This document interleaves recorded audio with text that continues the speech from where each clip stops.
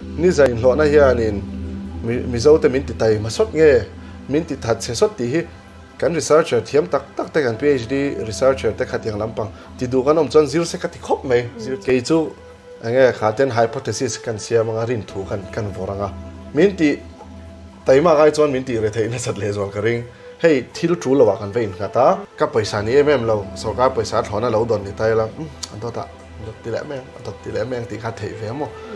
thì amaro chu khatiang ang enjoy ve mi lo o kan u nau te kan zo na thak te tho khilam panga Myanmar lama om khatiang ate chuan an nei ve lo subsidy ma se an thok